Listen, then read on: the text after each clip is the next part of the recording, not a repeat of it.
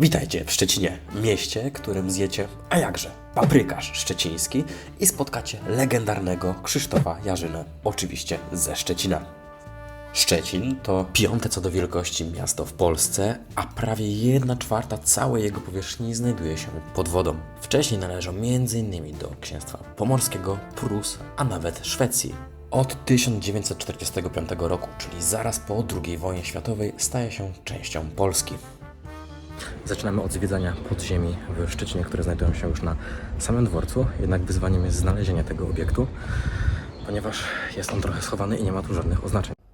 Szukaj takiego miejsca zaraz przy peronie pierwszym. W środku nie wolno nagrywać, dozwolone jest tylko robienie zdjęć, dlatego pokażę Wam kilka ujęć i w skrócie powiem, co tam na Was czeka. W podziemiach dworca głównego w Szczecinie znajduje się największy przeciwatomowy schron dla ludności cywilnej. Był on używany podczas II wojny światowej, a później służył do szkoleń obrony cywilnej aż do lat 90. W podziemnym schronie znajdziemy wiele świadectw historii, zarówno z II wojny światowej, jak i z czasów PRL. Znajduje się tu także, podobno, największa puszka paprykarza szczecińskiego, a zaraz obok puszki tablica z historią powstania tego smakołyku. Schodząc do szczecińskich podziemi, pamiętaj zabrać ze sobą bluzę, bo panuje tutaj stała temperatura w okolicach 14-15 stopni, nawet latem. Kolejny przystanek, szczecińska Wenecja, która chyba już jest tutaj w tym miejscu, tylko teraz chcę znaleźć jeszcze jakieś wejście, tam jakoś tam się dostać. A dlaczego Wenecja? Bo te budynki graniczą od razu zaraz z rzeką, więc wygląda to naprawdę ciekawie. Mam nadzieję, że uda mi się to jakoś ująć i pokazać.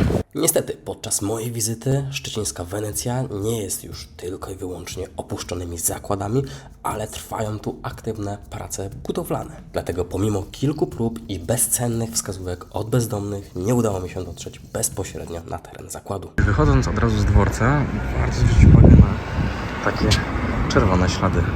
Otóż jest to jeden z najpopularniejszych szlaków, który będzie prowadził przez główne atrakcje. Jeśli uda się trafić do punktu informacji turystycznej, to możemy dostać mapkę, która nas prowadzi po najważniejszych miejscach. Jeśli nie, to znajdzie się także w internecie.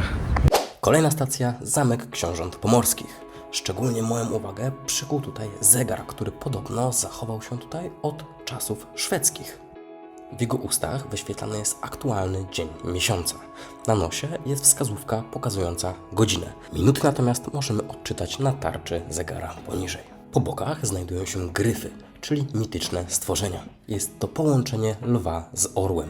Z pewnością podczas wizyty w Szczecinie zauważysz je jeszcze nie raz.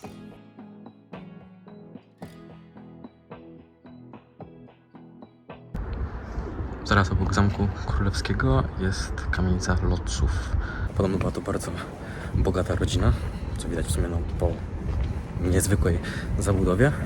Dorobili się głównie na handlu rybami i solą. Jednak później, gdyż mieli więcej pieniędzy, postanowili założyć banki, no i zaczęli pożyczać pieniądze różnym ludziom, m.in. królowi, który później tych pieniędzy niestety nie oddał, no i rodzina zbankrutowała. Schodząc w dół, kilka kroków dalej, ukazuje się nam ratusz staromiejski, a obok rynek sienny. Szczecin nie ma jako takiego starego miasta jak Poznań, Wrocław czy też Kraków. Ma za to kilka takich mniejszych rynków i między innymi jednym z nich jest właśnie rynek sienny, na którym się znajdujemy. Ratusz ten został niemal całkowicie zniszczony podczas II wojny światowej. Później odbudowano go i przekształcono w Muzeum Historii Szczecina, do którego za chwilę wejdziemy. W ratuszu warto zwrócić też uwagę, że ta ściana jest mocno krzywa. Nie wiem, czy to nagranie będzie aż tak widać, ale o, dobra, widać, że odchyla się troszeczkę w prawo. W muzeum czeka na nas wiele eksponatów i wystaw z czasów średniowiecza. Zobaczymy tu różne obrazy, zbroje, klucze i inne ciekawe elementy. Na samej górze styl PRL, więc będą strajki, nauka, no i możemy poczuć trochę ten klimat. Myślę, że na zwiedzanie muzeum warto zarezerwować sobie około godzinki.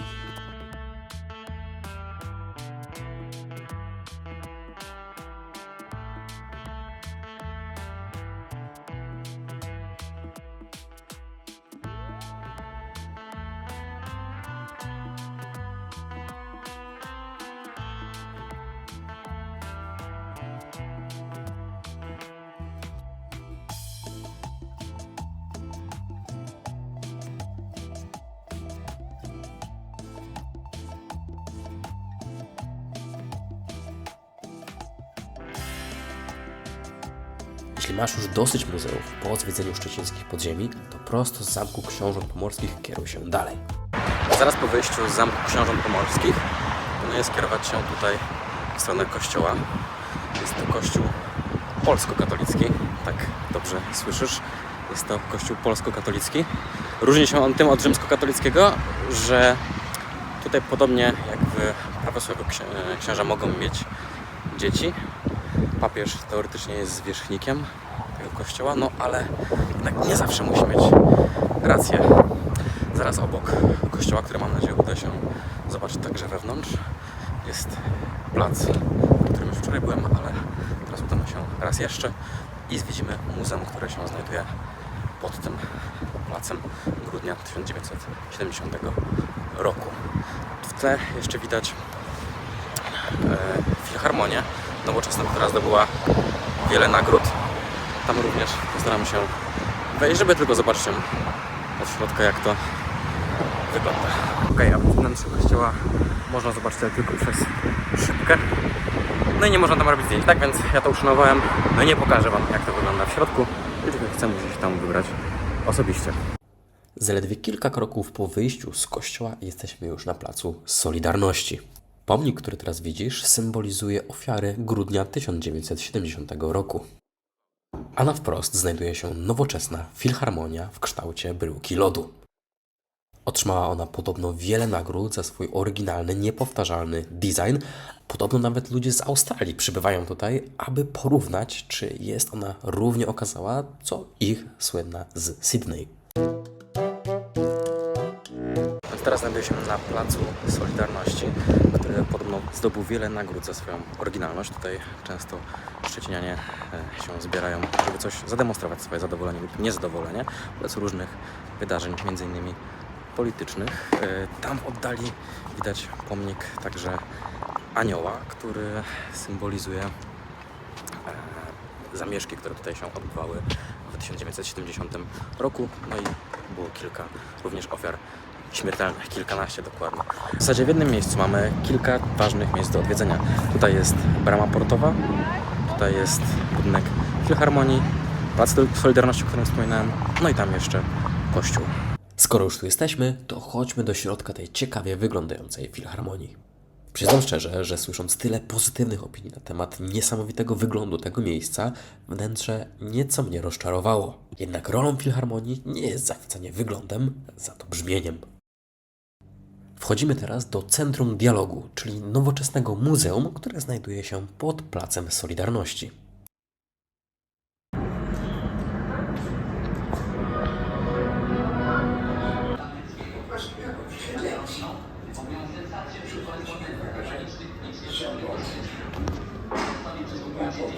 Na początku znajdziemy elementy uzbrojenia i rzeczy związane z historią II wojny światowej. Możemy także posłuchać wspomnień ludzi, którzy przeżyli wojnę. Kolejne elementy wystawy związane są z powojenną historią Polski. Janina Dzierżonowska-Odesztalska. Jej męża komunistę zamordowała bojówka Stanu. Zeznają żony.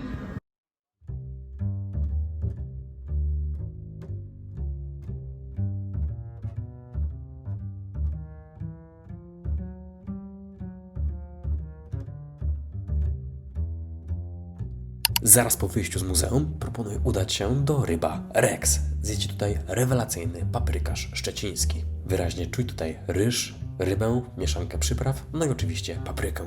Zamów go oczywiście w zestawie z bułką. Plac Grunwaldzki.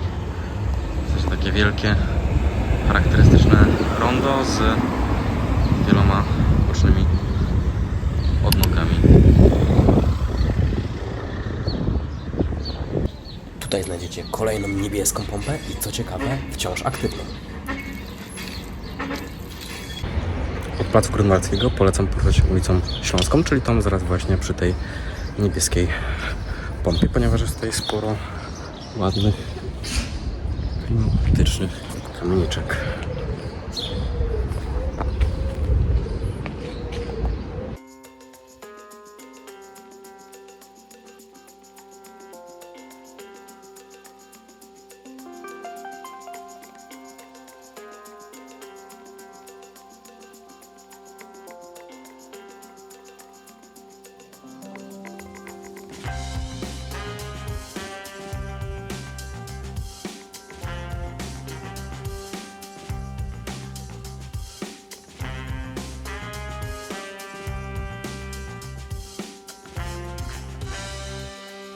Kolejna stacja, kultowy bar Pasztecik. To miejsce zdecydowanie musi się znaleźć na Waszej kulinarnej mapie Szczecina. Bar ten ma bardzo prosty styl, jednak panuje tu wyjątkowa atmosfera.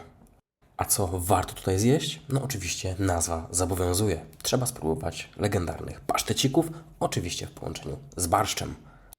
Dostępna jest wersja z mięsem oraz serem i grzybami. Gdy już się objecie pysznymi pasztecikami, warto podejść do pobliskiego kina Pionier. Jest to kino, które funkcjonuje już od 1907 roku i podobno jest drugim najstarszym kinem na świecie. Po fotografiach można stwierdzić, że wewnątrz panuje zdecydowanie niespotykana atmosfera jak na dzisiejsze standardy kin. I tak, kino jest wciąż aktywne. Możesz wejść na stronę kina Pionier i sprawdzić aktualny repertuar.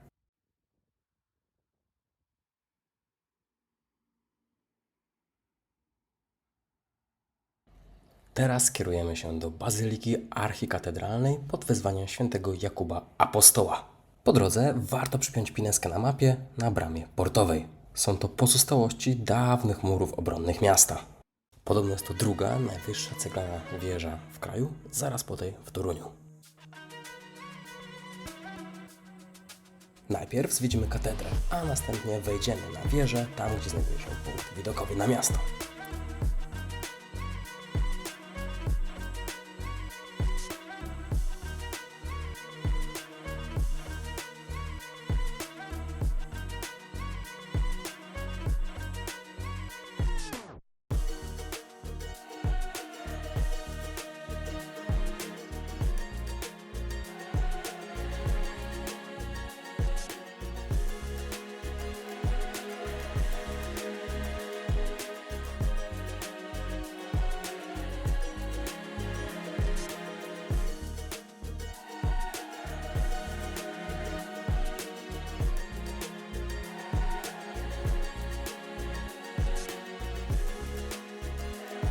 Samą górę generalnie można wjechać windą, ale tam polecam wjechać schodami.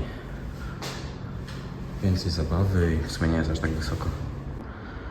To jest już szczyt wieży, na który można maksymalnie wejść. Widok całkiem spokojnie, niestety ptaki trochę go poskudziły.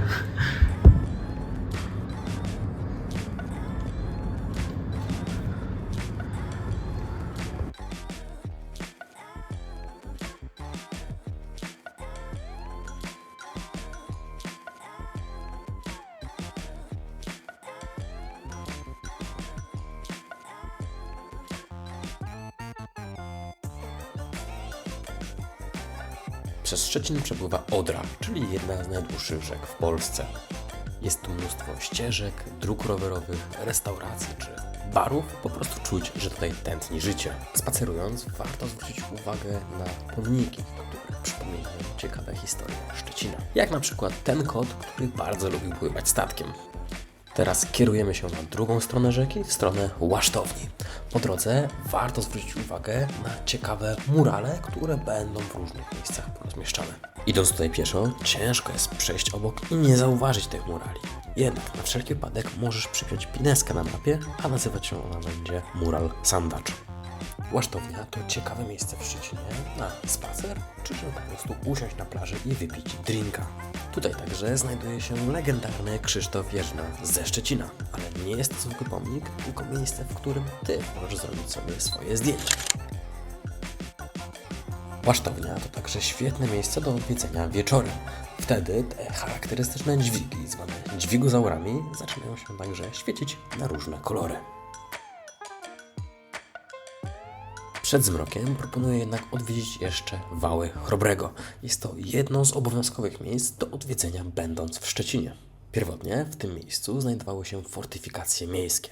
Zostały one zburzone w XIX wieku, a następnie w ich miejsce powstały tarasy widokowe.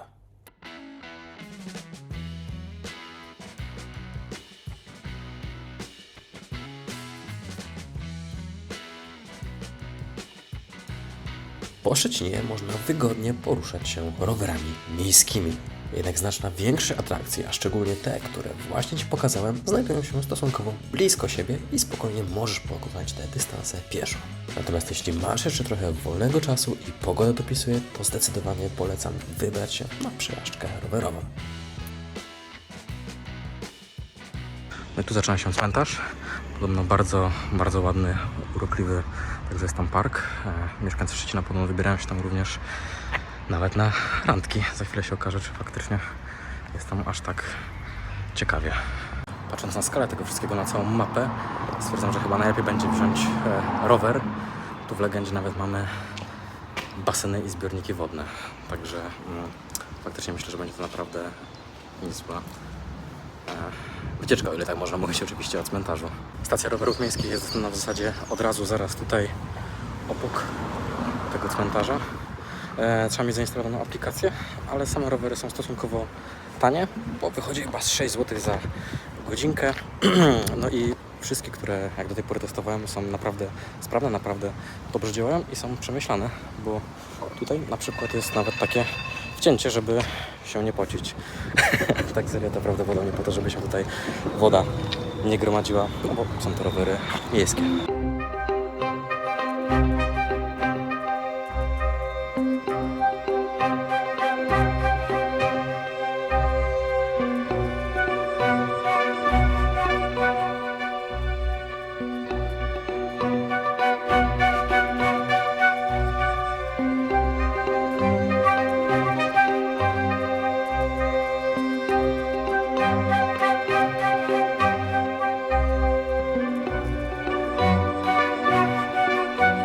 Także wiele tabliczek a propos otaczającej nas roślinności. Więc uważam, że sam ten cmentarz to jest naprawdę bardzo, bardzo duże miejsce. Jeżeli chcesz go zobaczyć, to polecam zdecydowanie wziąć rower, bo jest faktycznie co zwiedzać, gdzie się przemieszczać. Jednak uważam, że jeżeli jedziesz do Szczecina tylko zobaczyć jakieś główne atrakcje, jakieś nietypowe rzeczy związane z tym miastem, to myślę, że ten park można sobie odpuścić. Natomiast jeśli masz tutaj nieco więcej czasu lub jeśli jesteś ze Szczecina, no to zdecydowanie polecam to miejsce właśnie na jakiś spacer czy inną formę relaksu. Widziałem, że nawet ludzie tutaj biegają. Jest tutaj naprawdę bardzo, bardzo dużo zieleni, a chwilami można nawet zapomnieć, że jest się w mieście ze względu na to, że nie słychać tu w zasadzie żadnych samochodów dookoła. Z kwestii organizacyjnych warto wiedzieć, że w Szczecinie obowiązuje karta turystyczna. Daje ona ulgi na muzea, restauracje, a także transport miejski. Jeżeli nie masz żadnych ulg, to moim zdaniem zdecydowanie warto zainteresować się tą kartą, a kupić ją możesz przez internet. Podsumowując, Szczecin ma wiele atrakcji i ciekawych miejsc do odwiedzenia. Dlatego jeśli masz tylko jeden dzień na zwiedzenie tego miasta, to koniecznie dokładnie zaplanuj swoją wizytę.